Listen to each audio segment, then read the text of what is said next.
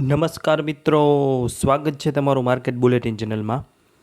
Market bulletin ચેનલમાં આપણે તમને ખ્યાલ જ છે કે પોસ્ટ કરીએ છીએ શેરબજાર તથા આઈપીઓને લગતા તમામ મહત્ત્વના સાચા અને ઝડપી સમાચાર ગુજરાતી ભાષામાં, અને સાથે સાથે આપણે તમામ આઈપીઓ અને એસએમઈ આઈપીઓની માહિતી પોસ્ટ કરીએ છીએ એ પણ આપણી ગુજરાતી ભાષામાં. તો જો હજુ સુધી તમે ચેનલને સબસ્ક્રાઈબ ન કરી હોય, અમને ખ્યાલ જ છે કે તમે કરી લીધી છે, છતાં પણ ન કરી હોય તો હમણાં જ જલ્દીથી કરી આપજો. ચાલો વધુ વાત ન કરતાં વાત કરીએ મુખ્ય મુદ્દાની. તો આજના વિડીયોમાં આપણે વાત કરશું કે મેઇન બોર્ડ ઉપર આવી રહ્યું છે સુરતની એક કંપનીનો આઈપીઓ. કંપનીનું નામ છે બુરાણા વાઇવ્સ લિમિટેડ. આ કંપની એક નફાકારક ટેક્સટાઇલ કંપની છે. આ કંપની વિશે આપણે તમામ વિગતવાર માહિતી મેળવશું, એ પણ આપણી ગુજરાતી ભાષામાં. તો ચાલો શરૂઆત કરીએ. તો 2020માં સ્થપાયેલી સુરત ગુજરાત સ્થિત કંપની અનબ્લીચ સિન્થેટિક ગ્રે ફેબ્રિકનું ઉત્પાદન કે જે fashion, technical, textile, home decor, interior design અને પરંપરાગત ટેક્સટાઇલ ઉદ્યોગોમાં વધુ પ્રોસેસિંગ એટલે કે ડાઇંગ અને પ્રિન્ટિંગ માટે વપરાય છે. આ ઉપરાંત કંપની પોલિસ્ટર ટેક્સટાઇલ એટલે કે પીટીવાયનું પણ ઉત્પાદન કરે છે. હાલમાં કંપની 3 ઉત્પાદન એકમો સાથે વાર્ષિક 233.28 મિલિયન મીટર ગે ફેબ્રિકનું ઉત્પાદન કરે છે. કંપની નવું એકમ એટલે કે યુનિટ નંબર 4 જૂન 2025 સુધીમાં 112.75 મિલિયન મીટરની વધારાની ક્ષમતા ઉમેરશે, જે કુલ ક્ષમતાને 346 મિલિયન મીટર સુધી વધારશે. કંપની ટેકનોલોજીનો ઉપયોગ કરે છે, જેમાં 15 texturising machine, 6 warping machine, 700 water jet looms અને 10 ફોલ્ડિંગ મશીન સાથે આધુનિક ટેકનોલોજીનો કંપની ઉપયોગ કરે છે. તમામ મિત્રોને ખાસ વિનંતી કે આ વિડીયો થોડો લાંબો થઈ શકે છે, પણ વિડીયો આપ ખાસ નિહાળજો. આ વિડીયોમાં આપને તમામ માહિતી મળી રહેશે, અને આ વિડીયો જોયા બાદ આપને આઈપીઓ બાબતે કોઈને પણ કંઈ પણ પૂછવાનો પ્રશ્ન રહેશે નહીં, અને આઈપીઓમાં શું કરવું તે પણ આપને છેલ્લે જોવા મળશે. પણ આ વિડીયો આપ સંપૂર્ણ જોજો. હવે વાત કરીએ આઈપીઓ અને ટાઈમ ટેબલની. તો આઈપીઓ શરૂ થાય છે 20 તારીખે એટલે 20 મેના રોજ, અને પૂર્ણ થશે 22 મેના રોજ. ફેસ વેલ્યુ છે શેરની ₹10 પ્રતિ શેર, અને ભાવ છે 205 થી 216 રૂપિયા પ્રતિ શેર. લોટ સાઇઝ છે 79 શેરની, અને આઈપીઓની કુલ સાઇઝ છે 144.89 કરોડ. આઈપીઓ સંપૂર્ણપણે ફ્રેશ ઇસ્યુ છે. આઈપીઓ માટે એન્કર બુક 19 મેના રોજ ખુલશે. હવે વાત કરીએ કેટેગરી અને તેની રકમની અને અરજીઓની સંખ્યાની. રિટેલર કોટા માટે 10% અનામત રાખેલ છે, એટલે કે મિનિમમ રિટેલર કોટામાં અરજી કરવા માટે 69 શેરની અરજી કરવી ફરજિયાત છે, જેની રકમ થશે ₹14,904. અને આ રિટેલ કોટામાં 9,722 અરજીઓ અનામત રાખવામાં આવેલી છે. વાત કરીએ સ્મોલ એચએનઆઈની, તો સ્મોલ એચએનઆઈ માટે 5% અનામત છે, જેમાં 966 શેરની અરજી કરવી ફરજિયાત છે, જેની રકમ થાય ₹2,08,656, જેના માટે 347 અરજીઓ અનામત રાખવામાં આવેલી છે. વાત કરીએ બિગ એચએનઆઈની, તો બિગ એચએનઆઈ માટે 10%, જેમાં મિનિમમ 4,692 શેરની અરજી કરવી ફરજિયાત છે, જેની રકમ થાય ₹10,13,472, અને તેમાં 694 અરજીઓ અનામત રાખવામાં આવેલી છે. તો આ વાત કરીએ આપણે થોડી કંપનીના વ્યવસાયની, કંપનીના ટાઈમ ટેબલની. હવે વાત કરીએ સૌથી મહત્ત્વની કંપનીના પરિણામોની. આ પ્રકારે તમને પરિણામની માહિતી કોઈ પણ યુટ્યુબ ચેનલમાં, એ પણ આપણી ગુજરાતી ભાષામાં હજુ સુધી નહીં મળી હોય, તો આ વિડીયોને આપ સંપૂર્ણ નિહાળો, અને ચેનલને જો સબસ્ક્રાઈબ ન કરી હોય તો ખાસ સબસ્ક્રાઈબ કરજો, અને આઈપીઓમાં અરજી કરતાં આપણા મિત્રો સાથે પણ આ વિડીયોની લિંક શેર કરજો. ચાલો વાત કરીએ પરિણામોની. તો વાત કરશું આપણે સૌપ્રથમ કંપનીની આવકની. તમને એક બેઝિક રીતે આપણે સાદી ભાષામાં પરિણામો સમજાવવાનો પ્રયત્ન કરીશું. તો વાત કરીએ કુલ આવકની 31 ડિસેમ્બર, કે જે હાલમાં પ્રથમ કોલમમાં આપ જોઈ શકો છો, જે પ્રથમ 9 મહિનાના આંકડા છે. કંપનીની આવક થઈ છે 215 કરોડ, જે 31 માર્ચ 2024માંથી 199 કરોડ, એની પહેલાં 23માંથી 135 કરોડ, અને 31 માર્ચ 2022માંથી 42 કરોડ. હવે આના ઉપરથી આપણે એવું વિશ્લેષણ લઈ શકીએ કે 2022થી 2024 સુધીમાં આવકમાં નોંધપાત્ર વધારો થયો છે, અને 2022માં 42.36 કરોડથી વધીને 2024માં 199 કરોડ થઈ છે, એટલે કે લગભગ 4.7 ગણો વધારો થયો છે. અને 2024ના 9 મહિનામાં 215.71 કરોડ સુધી પહોંચી છે, કે જે દર્શાવે છે કે કંપનીની વૃદ્ધિ અને ગ્રોથ એકદમ સારી છે. હવે વાત કરીએ આવક પછી આવે મુખ્ય ખર્ચ. તો કુલ ખર્ચ આપ જે ટાઈમ ઉપર જે આપણે જે ટેબલ આપેલું છે એમાં જોઈ શકો છો. તો કુલ ખર્ચ એટલે કે ટોટલ એક્સપેન્સીસના કોલમમાં 31 ડિસેમ્બર 2024માં 9 મહિનાના આંકડા મુજબ 179.40 કરોડનો ખર્ચ થયો છે, જે આવકના 83% આસપાસ છે. એની પહેલાં 31 માર્ચ 2024ના આંકડા મુજબ 171 કરોડનો કુલ ખર્ચ થયો હતો, જે આવકના 85% આસપાસ છે. તેની પહેલાં 2023માં 115 કરોડનો ખર્ચ થયો હતો, જે 85% આસપાસ છે. અને તેની પહેલાં 31 માર્ચ 2022માં 40 કરોડનો ખર્ચ થયો હતો, જે આવકના 94% આસપાસ છે. તો આના ઉપરથી એવું વિશ્લેષણ આવે કે કંપનીના ખર્ચનું પ્રમાણ આવકની સરખામણીમાં ઘટી રહ્યું છે, અને 2022માં ખર્ચ આવકના 94.83% હતું, જે 2024ના 9 મહિનામાં ઘટીને 83.17% થયો છે, જે નફાકારકતામાં સુધારો દર્શાવે છે. હવે વાત કરીએ સૌથી મહત્ત્વની પ્રોફિટની. પણ આપ જાણો છો કે પ્રોફિટમાં બે પ્રકાર હોય છે, પ્રોફિટ બિફોર ટેક્સ અને પ્રોફિટ આફ્ટર ટેક્સ. હવે આપણે વાત કરશું સૌપ્રથમ ટેબલમાં આપેલા પ્રોફિટ બિફોર ટેક્સની. તો 31 ડિસેમ્બર 2024ના 9 મહિનાના આંકડા મુજબ 35.58 કરોડનો પ્રોફિટ બિફોર ટેક્સ થયો છે, જે 16.50% આવકના છે.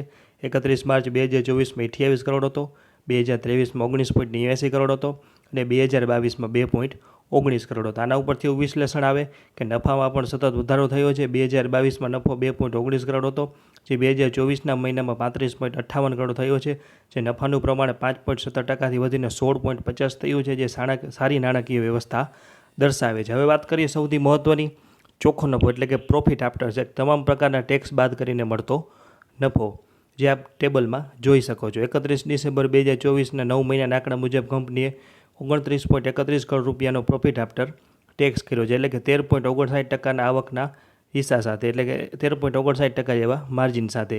જે 31 માર્ચ 2024માં 23.59 કરોડ હતો, 31 માર્ચ 2023માં 16.30 કરોડ હતો અને 31 માર્ચ 2022માં 1.80 કરોડ હતો. એટલે આના ઉપરથી એવું વિશ્લેષણ કરી શકીએ આપણી સાદી ભાષામાં કે ચોખ્ખો નફો 2022ના 1.80 કરોડથી વધીને 2024ના 9 મહિનામાં 29.31 કરોડ થયો છે. નફાનું પ્રમાણ 4.25%થી વધીને 13.59% થયું છે, જે ટેક્સ બાદ પણ મજબૂત વૃદ્ધિ દર્શાવે છે. હવે વાત કરીએ ખર્ચની. તો ખર્ચની મુખ્ય બાબતોની આપણે વાત કરીએ તો કાચા માલનો ખર્ચ, કે જે આપ ટેબલમાં જોઈ શકો છો, 2024ના 9 મહિનામાં 130.16 કરોડ, કે જે 60% જેવું આવક હતો, જે 2022ના 30.63 કરોડ એટલે કે 72.29%થી ઘટીને સુધારો દર્શાવે છે. વાત કરીએ કર્મચારી ખર્ચની, 14.31 કરોડ, કે જે 2022ના 2.11 કરોડથી વધ્યો છે પરંતુ પ્રમાણમાં સ્થિર છે. અને અન્ય ખર્ચ 22.31 કરોડ, જે 2022ના 4.54 કરોડ એટલે કે 10-11%ની આસપાસ છે. તો આ વાત કરીએ આપણે સરળ ભાષામાં પરિણામોની. જો આપણે પરિણામોની ભાષા સરસ લાગી હોય તો વિડીયોને લાઇક કરજો અને ચેનલને સબસ્ક્રાઈબ કરજો. હવે વાત કરીએ કે આઈપીઓ શું કામ લાવે છે કંપની, એટલે કે આઈપીઓ લાવવાના મુખ્ય કારણો. તો આગળ જેમ આપણે ચર્ચા કરી કે કુલ આઈપીઓની રકમ છે 144.89 કરોડ, જેમાંથી કંપની 71 કરોડ અને 34 લાખ રૂપિયા ગુજરાતના સુરત ખાતે ગ્રે ફેબ્રિકનું ઉત્પાદન કરવા માટે, તેની ઉત્પાદન ક્ષમતાઓને વિસ્તૃત કરવા માટે એક નવા ઉત્પાદન એકમની સ્થાપનાના ખર્ચના ભંડોળ માટે વાપરશે અને 26.5 કરોડ કંપની વધારાની કાર્યકારી મૂડી એટલે કે વર્કિંગ કેપિટલ માટે વાપરશે અને અન્ય રકમ જનરલ કોર્પોરેટ હેતુઓ માટે વાપરશે, પણ તે આઈપીઓના કુલ સાઇઝના 25%થી વધુ નહીં હોય.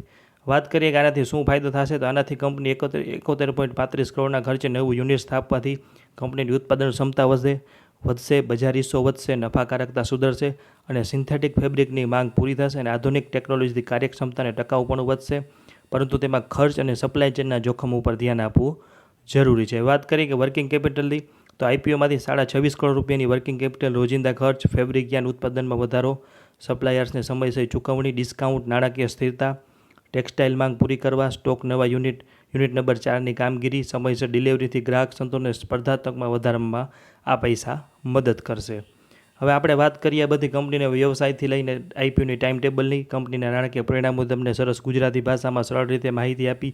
હવે આપણે વાત કરશું કે કંપની અને આઈપીઓની 5 મજબૂત અને 5 નબળી બાબતો, જે અમારા અભ્યાસ ઉપરથી અમે અલગ તારવેલી છે. વાત કરીએ 5 મજબૂત બાબતોની, તો પ્રથમ છે ઝડપી નાણાકીય વૃદ્ધિ. નાણાકીય વર્ષ 2022થી 2024 સુધી આવક 42 કરોડથી 199 કરોડ થઈ છે, જે 116.64%નો CAGR દર્શાવે છે. નફો 1.76 કરોડથી 23.59 કરોડ થયો, જે મજબૂત નાણાકીય આધાર બતાવે છે. બીજી એક મહત્ત્વની એવી મજબૂત બાબત છે કે વ્યૂહાત્મક વિસ્તરણ. આઈપીઓના 71.35 કરોડ નવા યુનિટ માટે વપરાશે, જે ઉત્પાદન ક્ષમતા 48%થી વધારીને 346 મિલિયન મીટર પ્રતિ વર્ષ કરશે, જે ભારતના વધતા ટેક્સટાઇલ બજારને લાભ લેશે. વાત કરીએ અદ્યતન ઉત્પાદનની, તો કંપની પાસે 15 ટેક્સચરાઇઝિંગ મશીન, 700 વોટરજેટ લૂમ્સ અને ઓટોમેટિક ફોલ્ડિંગ મશીનો સાથે કંપની ઉચ્ચ ગુણવત્તાવાળા અનબ્લીચ ગ્રે ફેબ્રિક અને યાર્ન બનાવે છે, જે ખર્ચને ઘટાડશે. વાત કરીએ વર્ટિકલ ઇન્ટિગ્રેશનની, તો આ યાર્નથી ગ્રે ફેબ્રિક સુધી સંપૂર્ણ ઉત્પાદન ઇનહાઉસ થાય છે, જે સપ્લાય ચેઇન પર નિયંત્રણ, ગુણવત્તા જાળવી અને ખર્ચને બચત આપે છે.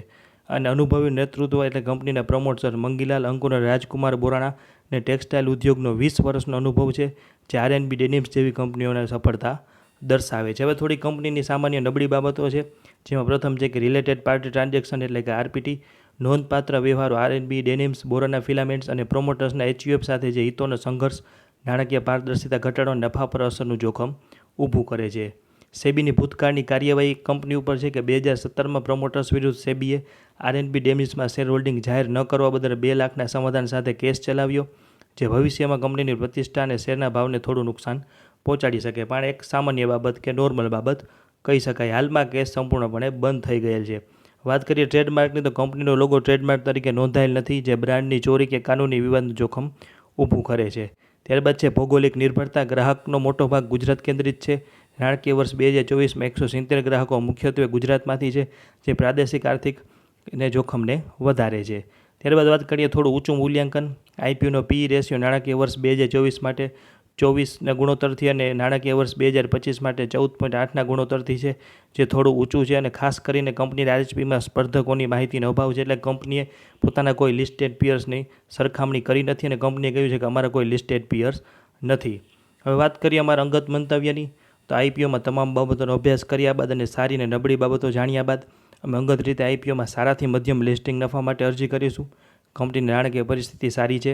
આઈપીઓ 100% ફ્રેશ ઇસ્યુ છે. વ્યવસાય સારો છે. પણ જો પ્રાઇસ બેન્ડ થોડીક 216 રૂપિયાને બદલે થોડી વધુ નીચે એટલે કે 180 રૂપિયા આસપાસ આવ્યો હોત તો આઈપીઓ વધારે આકર્ષક બની શક્યો હોત. પણ આઈપીઓ નાનો છે. રિટેલર માટે ફક્ત 10%ના મત છે. એટલે કે સબસ્ક્રિપ્શન વધારે આવશે અને એલોટમેન્ટ અઘરું છે. પણ સારાથી મધ્યમ લિસ્ટિંગ નફા માટે અમે અંગત રીતે અરજી કરીશું. ત્યારબાદ તમામ મિત્રો સ્ક્રીન ઉપર ખાસ ધ્યાન આપે કે આપ સૌના સાથ સહકારથી આપણે 5000 સબસ્ક્રાઈબરનો આંકડો પાર કરી લીધો છે. હવે જલ્દીથી જ આપણા 7000 સબસ્ક્રાઈબર પૂર્ણ થઈ જાય તેવા સહયોગની આશા સાથે ચેનલને સબસ્ક્રાઈબ જરૂર કરજો અને વિડીયોની લિંક પણ આપણા મિત્રો સાથે શેર કરજો. અને આપણા તમામ લાઈવ અપડેટ આપણી વોટ્સઅપ ચેનલ ઉપર પણ પોસ્ટ થતા રહે છે, જેની લિંક નીચે ડિસ્ક્રિપ્શનમાં તથા કોમેન્ટ સેક્શનમાં આપેલી છે, તેમાં પણ આપ જોડાઈ શકો છો. ત્યારબાદ તમામ મિત્રો એક ખાસ નોંધ લેવી કે સ્ટોક માર્કેટમાં રોકાણ જોખમને આધીન છે. આ કોઈ ખરીદ વેચાણની સલાહ નથી કે ટ્રેડિંગ ટિપ્સ નથી. આ વિડીયોમાં આપેલી માહિતી આરએચપી પરથી લીધેલી છે અને આ વિડીયો બનાવવા પાછળ અમારો કોઈ અંગત ફાયદો નથી. કોઈ પણ પ્રકારનું રોકાણ કરતાં પહેલાં કે આઈપીઓમાં એપ્લાય કરતાં પહેલાં આપણે નાણાકીય સલાહકારની સલાહ લેવી જરૂરી છે. તો આ વિડીયોમાં આપણે વાત કરી આવનારા મેઇન બોર્ડ આઈપીઓ વિશે. તમને તમામ A to Z માહિતી આપી, એ પણ આપણી ગુજરાતી ભાષામાં. તો આવી જ માહિતી આગળ એ પણ આપણે ગુજરાતી ભાષામાં મેળવવા માટે માર્કેટ બુલેટિન ચેનલને લાઇક, શેર અને સબસ્ક્રાઈબ કરો અને આઈપીઓમાં અરજી કરતા આપણા મિત્રો સાથે આ વિડીયોની લિંક પણ શેર કરો. આભાર.